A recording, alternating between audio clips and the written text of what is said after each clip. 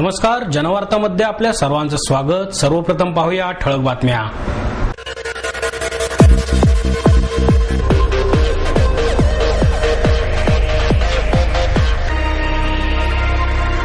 नाटकीपणाचा आव न आणता साध्या सोप्या भाषेत विचार मांडले गेले तर ते वाचकांना भिडतात। ज्येष्ठ साहित्यिक डॉक्टर आनंद यादव यांचं मत। देश पातळीवर भ्रष्टाचार विरोधात सुरू झालेली जनतेची लढाई पुणे शहर पातळीवर खऱ्या अर्थाने पोहोचवण्यासाठी भ्रष्टाचार विरोधी नागरी विकास आघाडीची स्थापना करण्यात येणार। आणि देऊळ नंतर आता उमेश आणि गिरीश कुलकर्णींचा मसाला हा नवीन चित्रपट येणार रसिकांच्या भेटीला। नाटकीपणाचा आव न आणता साध्या सोप्या भाषेत जर विचार मांडले गेले तर ते वाचकांना भिडतात, असे मत ज्येष्ठ साहित्यिक डॉक्टर आनंद यादव यांनी व्यक्त केले। प्रबोधन पुणेचे अध्यक्ष आणि शिवसेना कसबा विधानसभेचे विभाग प्रमुख मिलिंद काची आणि नगरसेवक प्रमोद नाना भानगिरे यांना साहित्य कला यात्रेच्या वतीने बांधिलकी जीवन गौरव पुरस्कार आनंद यादव यांच्या हस्ते प्रदान करण्यात आला। ज्येष्ठ विचारवंत भाई वैद्य, शिवसेनेचे आमदार विजय शिवतारे, साहित्य कला यात्रेच्या अध्यक्षा नम्रता जाधव, संदीप जाधव आदी मान्यवर यावेळी उपस्थित होते। या प्रसंगी डॉक्टर रमेश कुमार नांगरे लिखित ऋणानुबंध, प्राध्यापक दत्ताजी थोरात लिखित अंधारातले उजेडात या पुस्तकांचे प्रकाशन करण्यात आले। यादव म्हणाले, साहित्य हा त्या समाजाचा जिवंत इतिहास असतो। आज सर्वच समाजातून साहित्य निर्माण होत आहे ही चांगली गोष्ट आहे। वाचकांच्या अंतःकरणाला भिडणाऱ्या भाषेत म्हणजेच मातृभाषेत साहित्य निर्माण झाले पाहिजे। साहित्य मनातून उमललं पाहिजे। साहित्य ही संधी आहे, तो सांस्कृतिक धर्म आहे, असेही त्यांनी यावेळी सांगितले। भाई वैद्य म्हणाले, जीवनभर गौरवास्पद काम करावे यासाठी छोट्या छोट्या संस्था समाजातील व्यक्तींचा सत्कार करत असतात। तळागाळातल्या लोकांचे सुप्त गुण ओळखून त्यांना वाव देण्यासाठी समाजातून प्रयत्न झालेच पाहिजेत। मिलिंद काची म्हणाले, समाजाचे आपण देणे लागतो याच भावनेतून आणि नागरिकांचे काम करण्यात मला समाधान वाटते। सामाजिक कार्य यापुढेही सतत मी करीत राहीन, असेही त्यांनी यावेळी सांगितले। देश पातळीवर भ्रष्टाचार विरोधात सुरू झालेली जनतेची लढाई पुणे शहर पातळीवर खऱ्या अर्थाने पोहोचवण्यासाठी भ्रष्टाचार विरोधी नागरी विकास आघाडीची स्थापना करण्यात येणार आहे, अशी माहिती मार्क्सवादी कम्युनिस्ट पक्षाचे सचिव अजित अभ्यंकर यांनी पत्रकार परिषदेत दिली।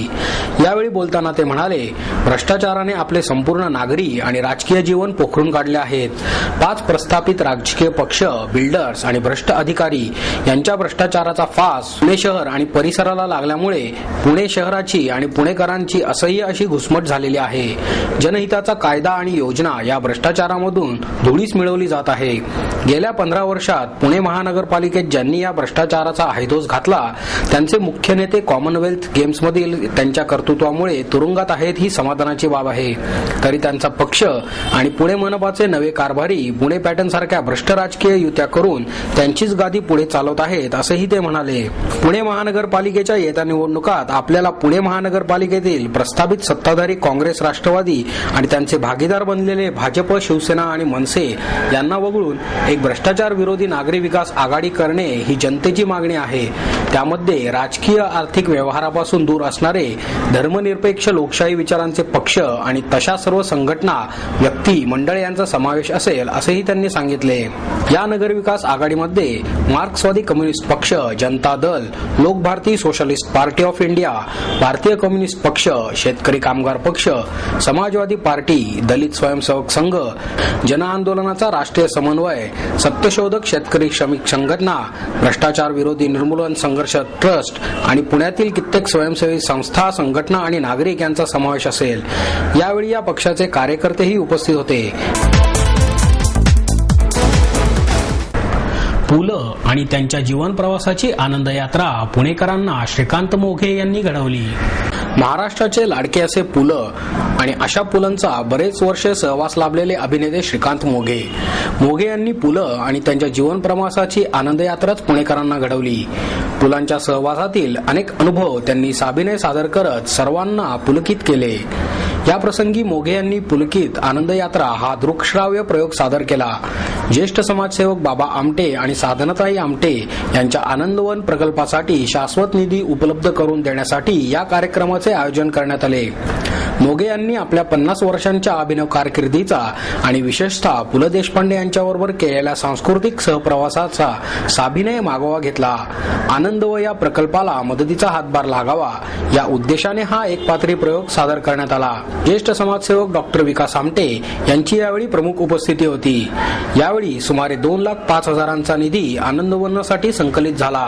मोघे यांनी आपल्या बालपणाच्या आठवणींना उजाळा देत पहिल्यांदा व्यासपीठावर सादर केलेला आणि शिवरायाने केला हल्ला हा पोवाडा ऐकून प्रेक्षकांची मने जिंकली.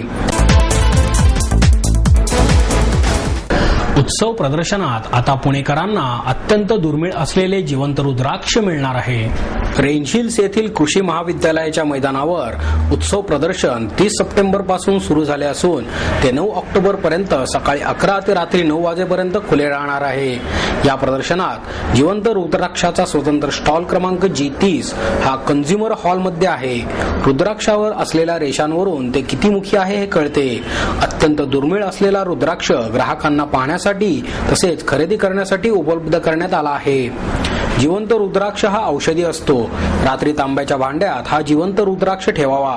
सकाळी उठून तोंड धुण्यापूर्वी या भांड्यातील पाणी अनवसेपोटी प्यावे. त्यानंतर याच पद्धतीने संध्याकाळी परत तांब्याच्या भांड्यातील पाणी प्यावे. त्यामुळे पोट साफ होते.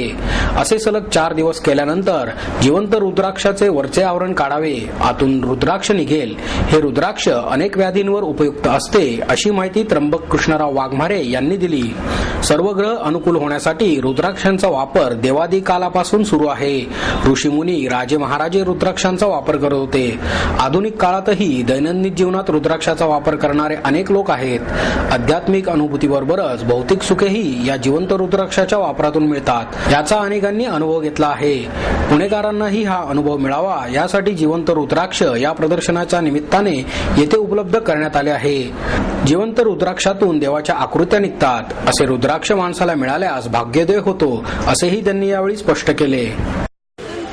नमस्कार, माझं नाव त्र्यंबक कृष्णराव वाघमारे आहे.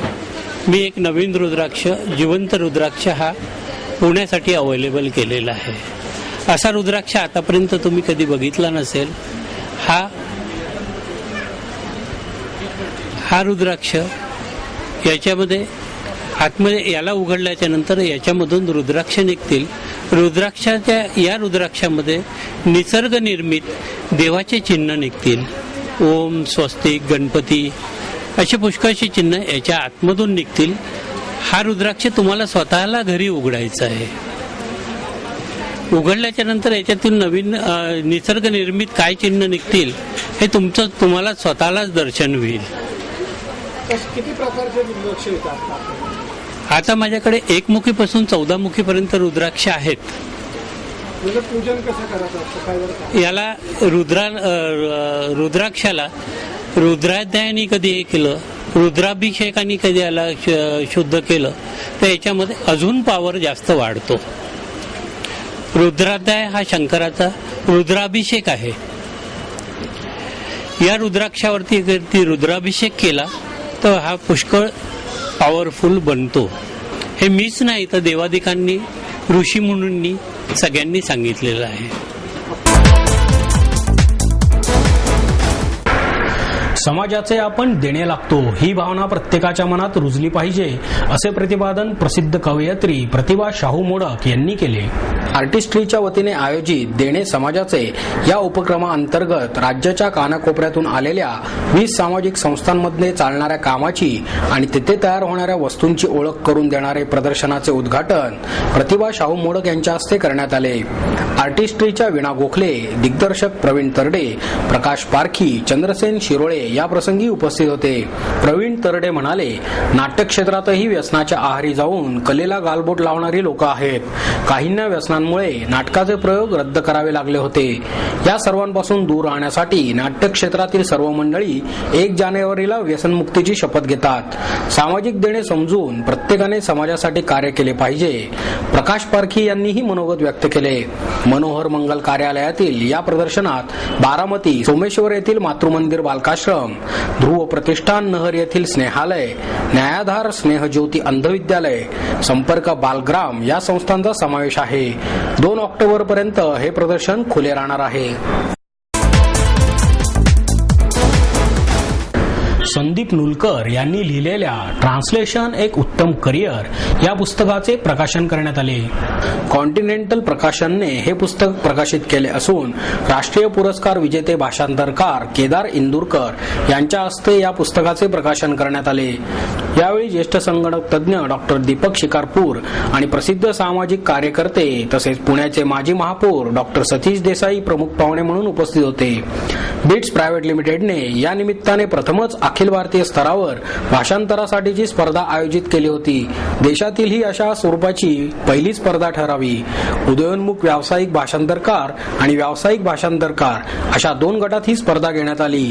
उदयोन्मुख व्यावसायिक भाषांतरकार 2011 पुरस्कार कोलकात्याच्या रामकृष्ण मिशन इन्स्टिट्यूटच्या परमिता रॉय यांना देण्यात आला, तर जयलक्ष्मी श्रीनिवास यांना व्यावसायिक भाषांतरकार 2011 पुरस्काराने सन्मानित करण्यात आले. यावेळी बोलताना संदीप नुलकर म्हणाले, भाषांतराचा व्यवसाय सध्या असंघटित असला तरी या क्षेत्रात रोजगाराच्या मोठ्या संधी उपलब्ध आहेत. विविध सरकारी निमसरकारी कार्यालये विविध उद्योग समूहांना भाषांतराच्या सेवेची कधी नव्हे एवढी गरज निर्माण झाल्याने या क्षेत्रातील रोजगाराच्या संधी वाढतच राहणार आहेत. त्यामुळे या क्षेत्राकडे अधिक लक्ष देण्याची गरज आहे. या हेतूनेच ट्रान्सलेशन एक उज्ज्वल करिअर हे पुस्तक मी लिहिले आहे, असेही नुलकर यांनी यावेळी सांगितले. देऊळ नंतर उमेश आणि गिरीश कुलकर्णी यांचा मसाला हा नवीन चित्रपट प्रेक्षकांच्या भेटीला येणार आहे. राष्ट्रीय तसेच आंतरराष्ट्रीय पातळीवर कौतुकांचा वर्षाव झालेल्या वळू आणि विहीर अशा 2 चित्रपटांच्या यशानंतर आणि लवकरच प्रदर्शित होणाऱ्या बहुचर्चित देऊळचे उमेश कुलकर्णी आणि गिरीश कुलकर्णी यांनी मसाला या चित्रपटाच्या निर्मितीची घोषणा पत्रकार परिषदेत केली. मसालाचे दिग्दर्शन संदेश कुलकर्णी करणार असल्याचेही यावेळी जाहीर करण्यात आले. या मसाला चित्रपटाच्या टायटलचे उद्घाटन राजकुमार चोरडिया आणि मधुबाला चोरडिया यांच्या हस्ते अनोख्या पद्धतीने करण्यात आले. प्रवीण मसालेवाले या संस्थेचे हे सुवर्ण महोत्सवी वर्ष असून या सुवर्ण महोत्सवाचे औचित्य साधून संस्थेचे संस्थापक हुकमीचंद चोरडिया आणि कमलाबाई हुकमीचंद चोरडिया यांच्या आयुष्यावर प्रेरित होऊन मसाला या चित्रपटाची निर्मिती होत असून त्यांनाच ही कलाकृती समर्पित केली जाणार आहे. उमेश कुलकर्णी आणि गिरीश कुलकर्णी यांच्या आरभाट या संस्थेची निर्मिती आणि प्रवीण मसालेवाले यांची प्रस्तुती असलेल्या मसाला या चित्रपटाचे दिग्दर्शन संदेश कुलकर्णी करत असून ते या चित्रपटाद्वारे प्रथमच मराठी चित्रपटांचे दिग्दर्शन करत आहेत. नाटक आणि मालिकांमध्ये गेली काही वर्षे वावरत असलेल्या संदेश कुलकर्णी याने खेळीमेळीसारखे नाटक दिग्दर्शित केले आहे. या चित्रपटाचे क्रिएटिव्ह प्रोड्युसर म्हणून उमेश कुलकर्णी काम पाहणार आहेत. कथा, पटकथा आणि संवाद लेखन गिरीश कुलकर्णी यांचे आहे. याशिवाय मसालामध्ये ते एक मध्यवर्ती भूमिकाही करत आहेत. त्यांच्याबरोबर अमृता सुभाष, दिलीप प्रभावळकर, डॉक्टर मोहन आगाशे, ऋषिकेश जोशी, श्रीकांत यादव, प्रवीण तरडे, शशांक शेंडे हे कलाकार प्रमुख भूमिकांमध्ये आहेत.